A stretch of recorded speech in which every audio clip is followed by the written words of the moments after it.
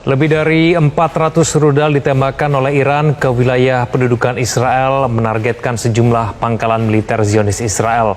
Perlawanan ini menjadi harapan agar Israel segera menghentikan kejahatannya.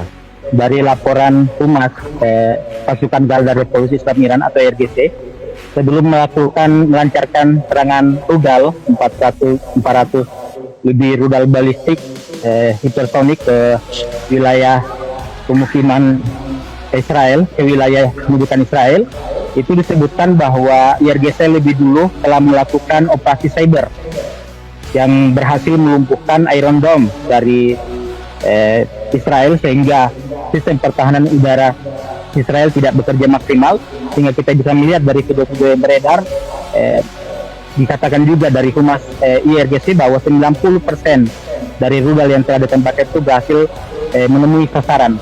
Kita bisa melihat tidak efektifnya kerja Iron Dome, tidak sebagaimana pada serangan pertama pada bulan April lalu. Iron Dome saat ini kita melihat pada malam tadi itu tidak begitu bekerja maksimal. Kita bisa melihat ada beberapa rudal yang berhasil menembus wilayah-wilayah dan target-target sasaran dari pasukan Garda Revolusi Islam Iran. Walaupun sampai sekarang belum ada laporan resmi dari pihak Israel mengenai dampak atau kerugian yang dialami oleh Israel dari serangan tersebut. Namun pihak Iran sendiri mengklaim bahwa 90% dari serangan rudal yang dilancarkan itu berhasil menemui sasaran. Pesan pertama adalah semua pangkalan militer Israel itu adalah wilayah serangan dari Iran, mulai dari Hatzerim yang berada di luar Gaza, Nevatim yang benar-benar diserang. Ini adalah pusat dari F-35 pesawat tempur F-35, dan yang pada bulan April lalu pernah didatangin oleh Menteri Pertahanan Lloyd Austin. Yang juga kritis adalah pangkalan Tel Nov yang terletak di luar Tel Aviv di daerah Rehovot, dan juga pangkalan Ramon di kota Beersheba. Ini adalah juga sasaran selanjutnya dari Iran. Pesan selanjutnya adalah yang bisa kita ambil adalah senjata hipersonik itu ternyata sangat fantastis.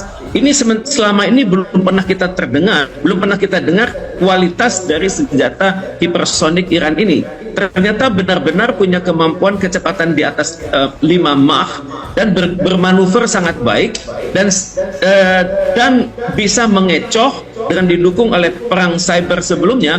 Itu bisa mengecoh sistem pertahanan udara dan sistem pertahanan cyber dari Israel. Saya perhatikan hypersonic weapon ini yang seri Fatah 1 dan seri Fatah 2 itu baru dikenalkan secara resmi ke dalam angkatan bersenjata Iran itu bulan Juni 2023 dan November tahun 2023. Dan keadaan ini sangat mencengangkan begitu, karena selama ini dunia hanya tahu bahwa senjata semacam ini hanya dimiliki oleh Amerika Serikat, Rusia, dan Cina, sementara Jerman dan Prancis itu sedang melakukan pembuatan senjata ini. Dan juga kagetnya dunia adalah hulu ledak dari senjata itu sangat tinggi, sekitar 350 sampai 450 kg, dan ini tepat begitu ya. Dan ini sangat mengagetkan, dan terutama sekali dampaknya atas Israel, di mana rasa percaya diri Iran sedang naik-naiknya, dan juga kritik bagi Israel adalah senjata Iron Dome itu punya masalah, David Sling punya masalah, dan Aero System itu punya masalah dalam hal mengukur ketinggian dan juga mengukur jarak kendali. Dan ini bagi Iran ini juga sangat menempatkan dia pada posisi sangat bahagia, karena Iran benar-benar bisa membuktikan bahwa negara ini telah mandiri secara teknologi dan persenjataan walaupun lama diembargo oleh dunia. Dan Iran bisa mengatakan kami hanya fokus pada teknologi peluru kendali, dan saat ini peluru kendali itu sangat efektif ternyata.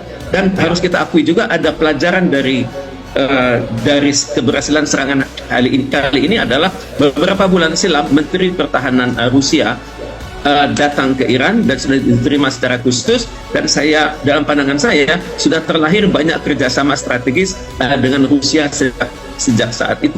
Jadi kemudian yang mengagetkan juga negara-negara Arab di sekitar Iran dan juga negara-negara Arab di sekitar Israel, bahwa ternyata Israel yang selama ini dapat dikatakan kebal dari serangan ternyata ada lemahnya begitu. Dan tentunya Israel dalam hemat saya tidak akan berdiam diri.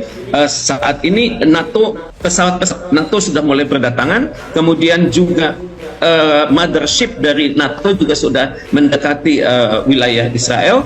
Kemudian juga pada saat yang sama, selama ini NATO bersama-sama sudah sering sekali melakukan latihan simulasi perang, dan tentunya mereka akan mengambil manfaat dari simulasi perang di masa lalu untuk suatu prospek serangan atas Iran saat ini. Jadi kita bisa bayangkan, kalau perang berlanjut, maka akan ada suatu kerjasama sinergis dari NATO plus Israel untuk bersama-sama menyerang Iran, laut, udara, dan juga cyber.